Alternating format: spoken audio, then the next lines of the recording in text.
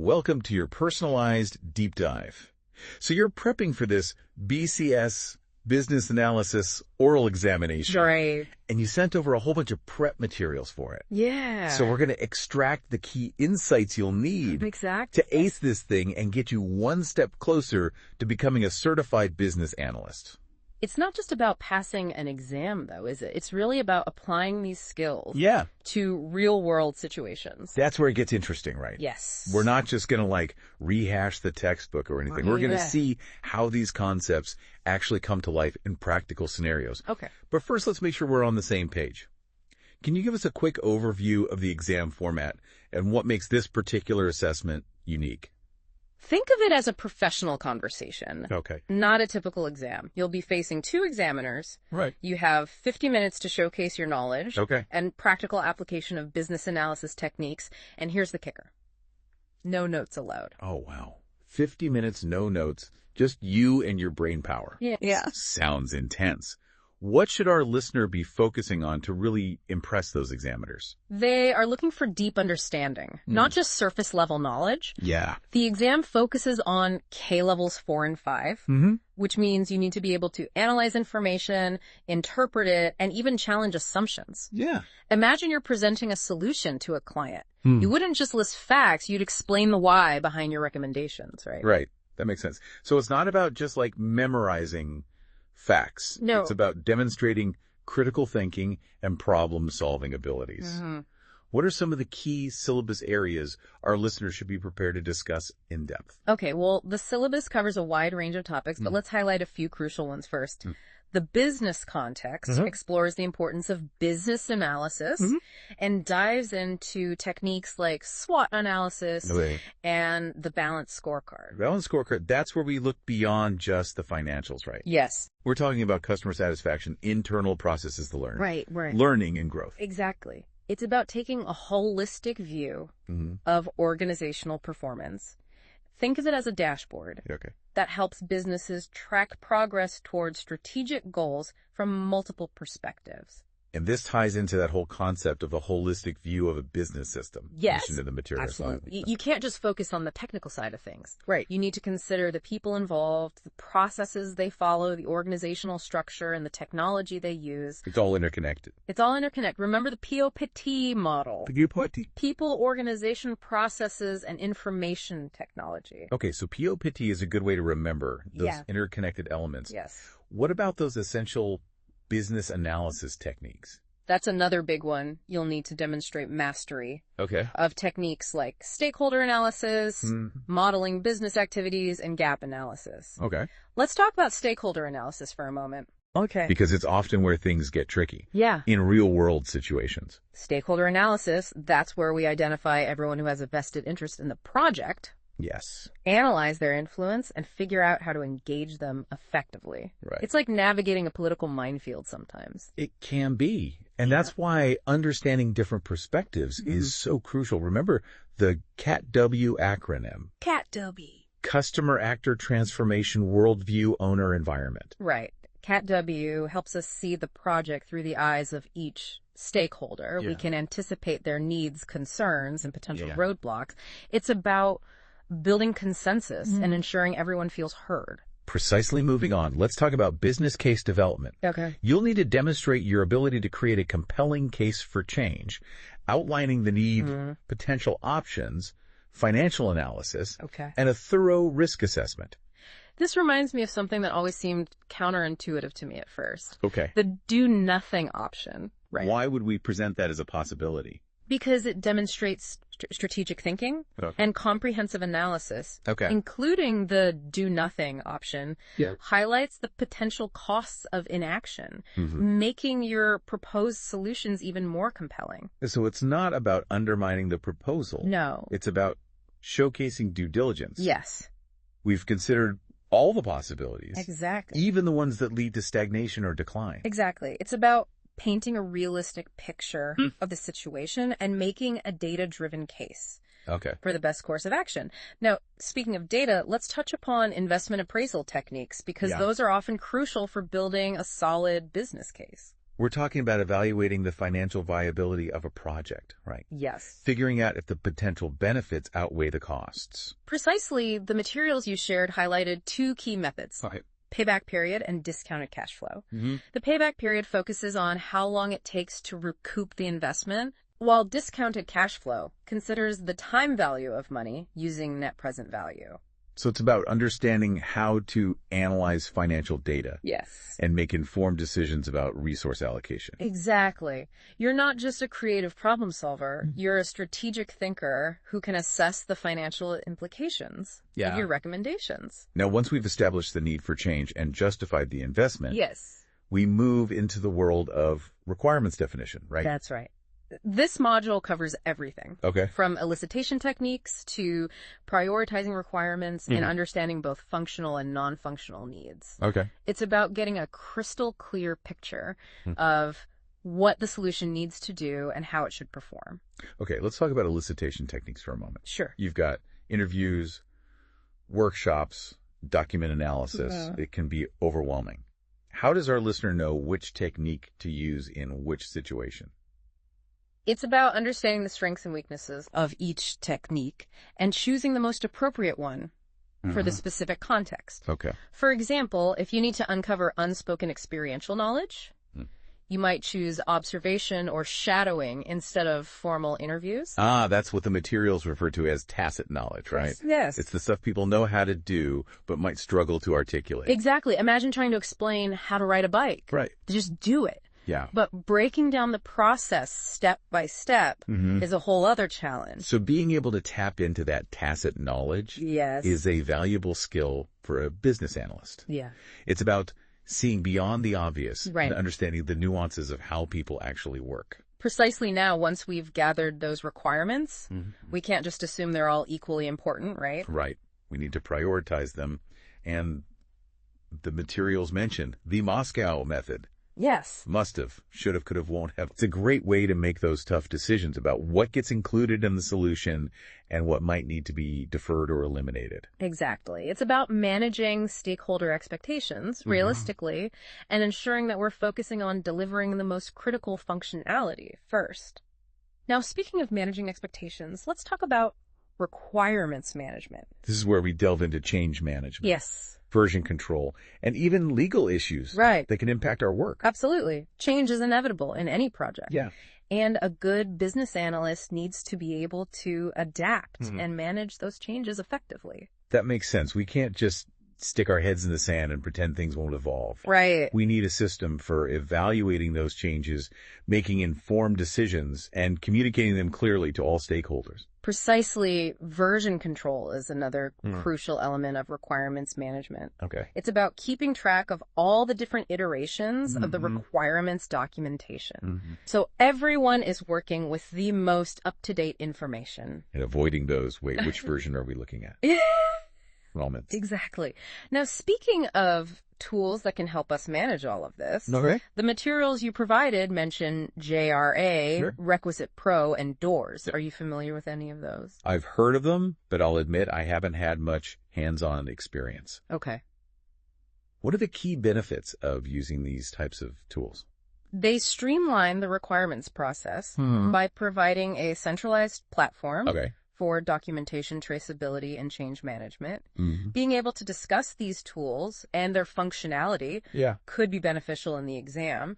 It shows you understand how technology can support your work as a business analyst. So it's not just about knowing the theory, but also being able to apply it in a practical setting using industry standard tools. Exactly. What else should our listener be prepared to discuss in terms of managing requirements effectively? Let's talk about the legal and regulatory framework for business analysis. This is where things like data protection and accessibility requirements come into play. Right. It's about ensuring that our solutions are not just functional, but also ethical and compliant. Exactly. You'll need to demonstrate an understanding of relevant legislation, like the Data Protection Act 2018, and explain how you would ensure compliance in your work. So, for instance, if we're dealing with personal data, right, we need to think about how it's collected, stored, processed, Yes. and ultimately disposed of. Yes. In a way that protects individuals' privacy and rights. Precisely. It's about showcasing your awareness of the legal landscape and demonstrating your commitment to ethical and responsible data handling. Now, all of this documentation and analysis needs to be communicated effectively, right? Yes. And the materials mention different documentation styles. Right. User stories, use case diagrams, and data model. That's right. It's about choosing the most appropriate style for the situation. Okay. User stories are great for capturing high-level functional requirements in an agile environment, while use case diagrams provide a more detailed visual representation of how users interact with the system. And data models are all about visualizing those relationships between different data entities. Yes. Helping us understand how information will be structured and stored within the system. It's about having the right tools for the job. Right. And knowing when to use which one. What else should our listener keep in mind when it comes to presenting their analysis effectively? Let's delve into the world of requirements modeling, because this is where things can get a bit more complex. Okay. I'll admit, requirements modeling is an area where I sometimes feel a bit lost. Oh, okay. What are the key takeaways here? Think of requirements modeling as a bridge between abstract requirements and concrete system design. You're creating visual representations that clarify the system's functionality, data structures, and user interactions. And two key models you mentioned earlier were the use case model and the data model. Can you break those down a bit further? The use case model focuses on actors, which represent users or external systems, and use cases, which describe the specific actions those actors can perform within the system. Imagine you're building a library management system. The actors might include librarians, members, and even a system for checking book availability from other libraries. And the use cases would describe things like borrowing a book, returning a book, searching the catalog, or managing member accounts. Exactly. It's like creating a visual map of all the different ways users interact with the system. Exactly. Now, the data model, on the other hand, focuses on entities, which represent the key data objects within the system, and attributes, which describe the characteristics of those entities. So in our library system, the entities might include books members. Yes. Loans and fines. Exactly. And the attributes for a book entity might include title, author, ISBN publication date, and availability status. So the data model helps us understand how information is structured and organized within the system. It's like creating a blueprint for the data that will be collected, stored, and used. Precisely. Now let's move on to the final module. Okay. Practitioner specialism. This is where your listener gets to shine and showcase their unique expertise in their chosen area of business analysis. So this is their chance to demonstrate a deep understanding of their specialism and how it contributes to their effectiveness as a business analyst. They'll need to explain its key concepts and techniques, provide real-world examples of how those techniques can be applied, and really highlight the value they bring to the table. It's about connecting specialized knowledge with practical application. Yes. Now, before we move on to the next part of our deep dive, where we'll cover some interesting facts and examples that might come up in the exam. Do you have any burning questions? I don't think so. How about you? You know, the materials mention something called Bloom's taxonomy. Right. And I'm not quite sure how that relates to the exam. That's a great question. Can you shed some light on that? Bloom's taxonomy is a framework that classifies different levels of cognitive skills. From basic knowledge recall to higher order thinking, like analysis and evaluation. And how does that apply to the BCS business analysis oral examination? The exam is designed to assess your understanding at those higher levels of Bloom's taxonomy. Think back to those K levels 4 and 5 we discussed earlier. Right, where level 4 is about in-depth understanding. And level 5 involved analysis and critical thinking. Exactly. Those K levels align with the upper tiers of Bloom's taxonomy. So when you're preparing for the exam, don't just focus on memorizing facts and definitions. Practice applying those concepts analyzing scenarios and formulating your own arguments, insights. That's about demonstrating critical thinking and problem-solving abilities, not just regurgitating information. Precisely. Now, are you ready to dive into some specific examples? Absolutely. And uncover those aha moments that will help you ace this exam? Let's do it. All right, let's get into some real-world scenarios that might pop up on the exam. Sounds good. I'm ready for those aha moments. Let's start with stakeholder analysis. Remember the power interest grid. That's the one where we map out stakeholders based on their level of influence and their interest in the project, right? Exactly. Not all stakeholders are created equal. Okay. Some have high power and high interest, while others might have low power, but still be significantly impacted by the project. Okay. The power interest grid helps us visualize these dynamics and strategize our engagement accordingly. So during the exam, could our listener actually sketch out the grid to illustrate their point? Absolutely. It shows initiative and a practical understanding of how to apply the tool in a real-world scenario. I love that idea. It's not just about talking the talk. Right. It's about showing you can walk the walk. Exactly. What other examples come to mind? Let's revisit that do-nothing option in business case development. Okay. We touched upon it earlier, but it's worth exploring further. Okay. Imagine you're presenting a case for implementing a new CRM system. A classic business analysis scenario. Indeed. You outlined the potential benefits, increased sales, improved customer retention, streamlined processes. Okay. But what if you also include a detailed analysis of what happens if the company doesn't implement a new CRM system? Yeah. You'd highlight the potential downsides, lost sales opportunities, declining customer satisfaction, inefficient workflows, maybe even losing ground to competitors who are embracing new technologies. Exactly. By showcasing the potential cost of inaction, you're not just advocating for change, you're demonstrating a deep understanding of the risks involved in maintaining the status quo. That's a powerful way to frame the argument. Right. You're shifting the conversation from, should we change, to can we afford not to change? Precisely. Now let's talk about those tricky intangible benefits mentioned earlier. Right. Things like improved customer satisfaction. Yes. Or increased employee morale. I struggle with those. Yeah. They're so important. But how do you measure something like happier customers? That's the challenge, isn't it? While you might not be able to put a precise dollar amount on intangible benefits, you can still make a compelling case for their value. Imagine you're proposing a new intranet system for a large organization. Okay, I'm picturing it. Yeah. What are the intangible benefits in this scenario? Think about improved communication and collaboration, increased employee engagement, easier access to information and resources. Okay. These things might not directly translate to increased revenue, Right. but they can significantly impact employee satisfaction, productivity, and ultimately the company's bottom line.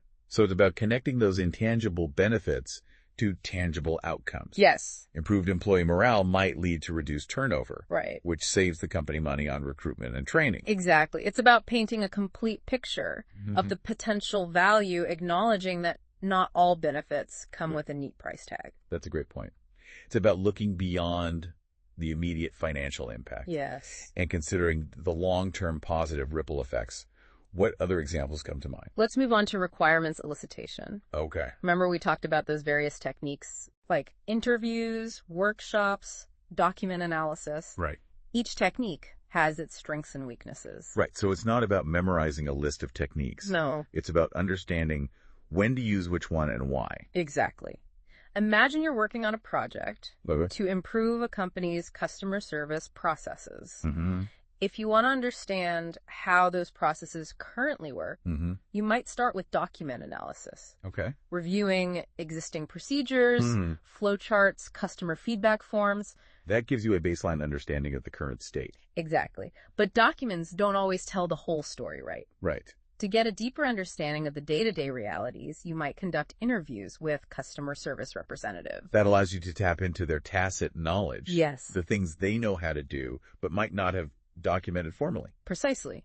And to get a broader perspective on the customer experience, you might run workshops with different stakeholders, including customers themselves. So you're using a combination of techniques to gather a holistic view of the situation. Yes. Tapping into different perspectives and sources of knowledge. Exactly. It's like piecing together a puzzle using different techniques to create a complete picture. I love that analogy.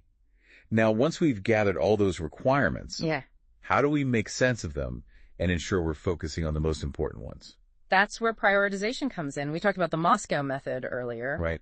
Remember, not everything can be delivered at once. Right. You need a framework for making those tough decisions about what gets included in the solution and what might need to be deferred or eliminated. And the Moscow method helps us categorize requirements based on their necessity and value. Yeah. Must-haves are essential for the solution to function. Right. Should-haves are important but not critical. Could-haves are desirable but not essential. And won't-haves are those we've decided to exclude from the current scope. Precisely. Being able to explain Moscow and how it helps manage stakeholder expectations is key.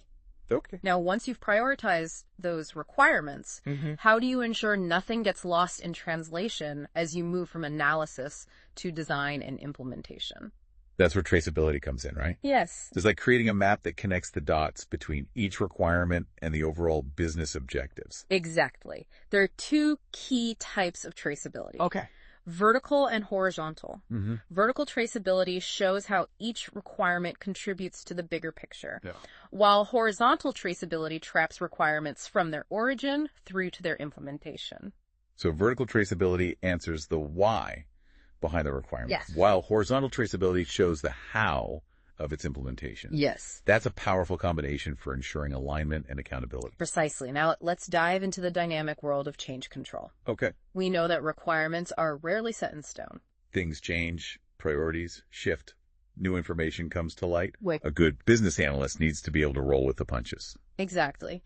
And that's where having a structured change control process becomes crucial. Okay. It's about evaluating those changes, assessing their impact, making informed decisions, and communicating those decisions clearly to all stakeholders.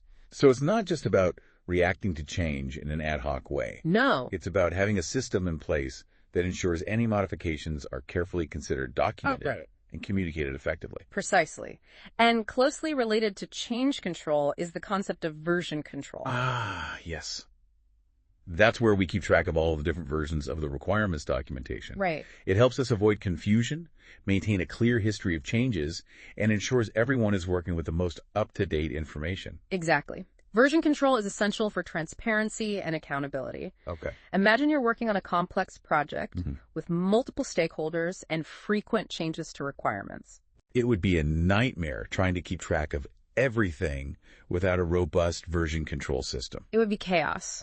Yeah. Version control allows you to track who made what changes, when, and why. It's like having a detailed timeline of the evolution of the requirements. That makes it so much easier to understand the rationale behind each decision. Yes. Ensure everyone is on the same page. Now, we've talked a lot about the process of managing requirements, but what about the tools that can support that process? Right. We mentioned JRA Requisite Pro and Doors earlier.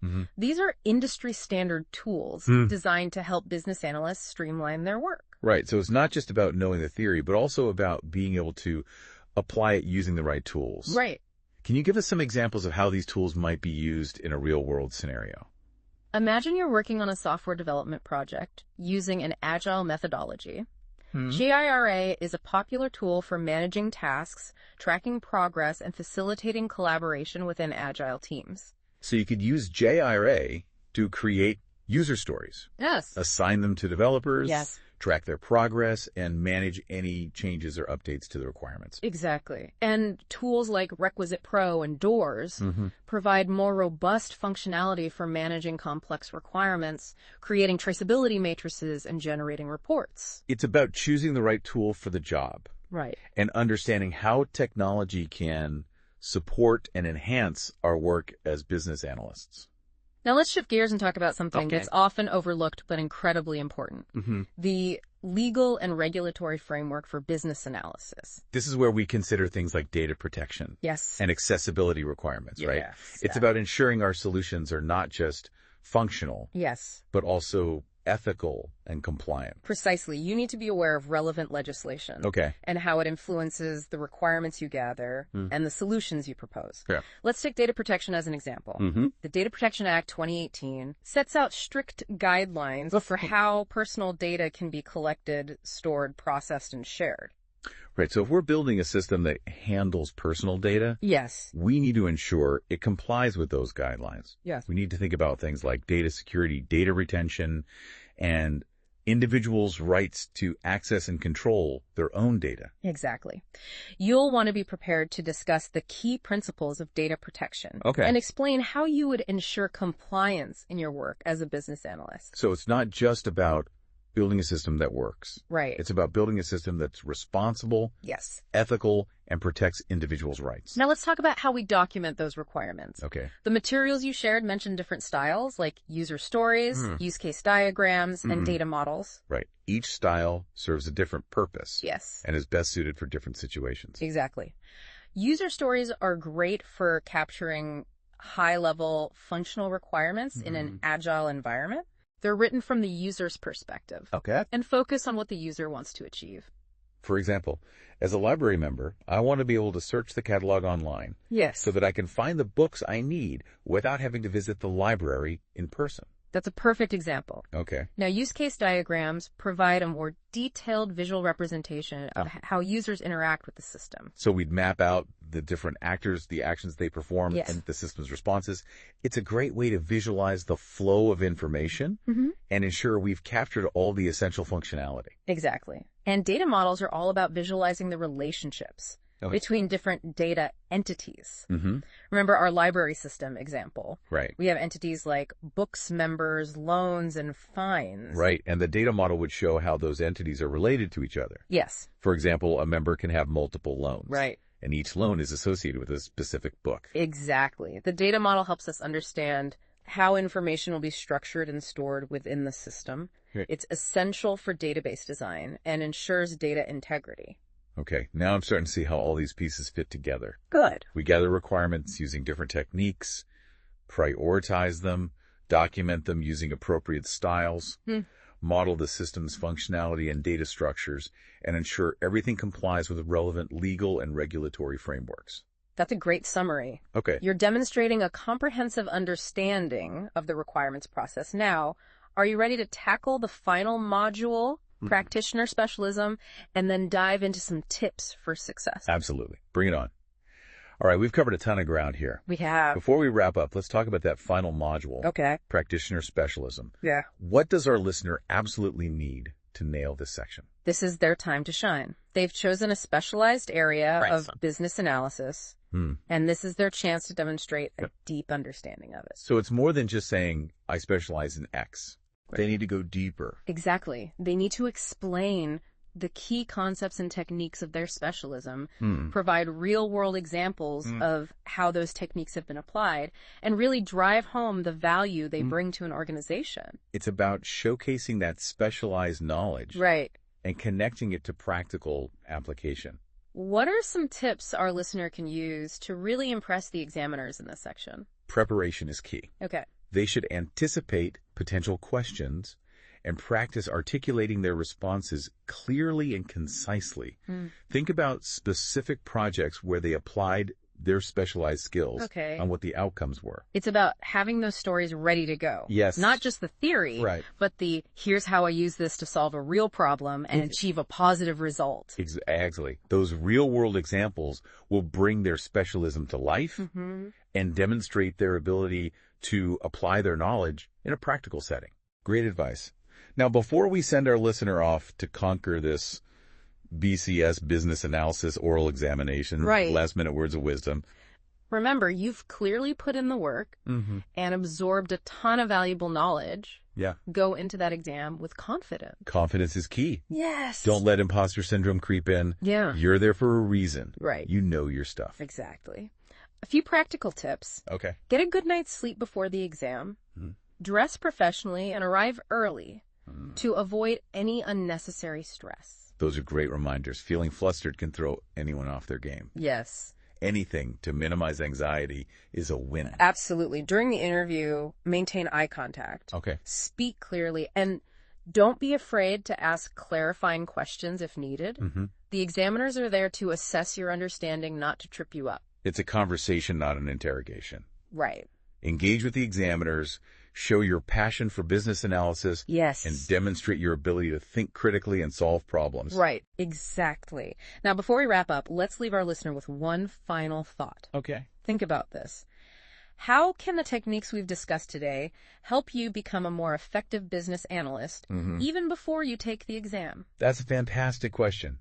It's about recognizing that these skills aren't just for passing an exam. Right. They're for solving real business problems and driving positive change within your organization. It's about using these techniques to improve processes, enhance communication, and deliver value.